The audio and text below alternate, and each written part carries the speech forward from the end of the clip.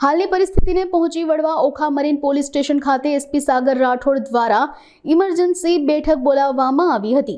જેમાં વેપારીઓ, દરેક સમાજના હોદ્દેદારો અને આગેવાનો સહિત મોટી સંખ્યામાં માછીમાર સમાજ હાજર રહ્યો હતો। એસપી દ્વારા બ્લેકઆઉટ સમયે ઘરની બહાર ન નીકળવા અને લાઇટો બંધ રાખવાની સાથે જ જરૂર પડે ત્યારે ઇમરજન્સી સમયે 1093 નંબરનો ઉપયોગ કરવા જણાવ્યું હતું। આસપાસ કોઈ શંકાસ્પદ ગતિવિધિઓ જણાય તો તાત્કાલિક જાણ કરવા અપીલ કરી હતી। યુદ્ધ જેવી પરિસ્થિતિ જે નિર્માણ પામી રહી છે, બરાબર, અને જે રીતના યુદ્ધનો વિસ્તાર જેમ વધવા ઉપર છે, તો એ સમય દરમિયાન આપણે સામાન્ય નાગરિકોએ, પદાધિકારીઓ અને તમામ જ્ઞાતિઓના પ્રમુખોએ શું તકેદારી રાખવી અને શૈક્ષિક સંસ્થા જેમ કે નગરપાલિકા છે અને પોલીસ સ્ટાફ છે, પોલીસ સાથે કેવી રીતના સમન્વય કરવો, રાષ્ટ્રની સુરક્ષા, નાગરિકોની સુરક્ષા અને સિવિલ ડિફેન્સ, એ બાબતે આજ ચર્ચા કરેલી છે। અને લોકોને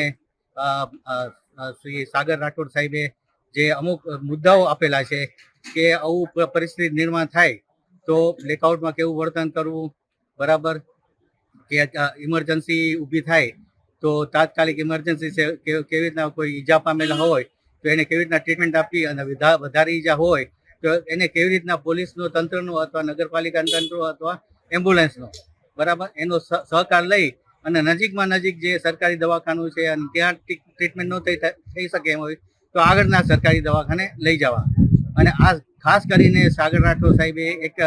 ખાસ વાત જણાવેલી છે કે લોકો પાસે ઘણી બધી એવી માહિતી હોય છે,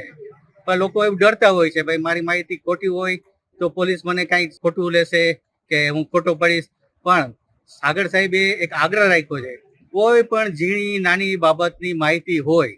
કદાચ એકદમ ક્ષુલ્લક માહિતી હોય કે કોઈ પણ મહત્વનું ન હોય, પણ એ માહિતી એવી હોય કે દરરોજ ન થતી હોય, આજે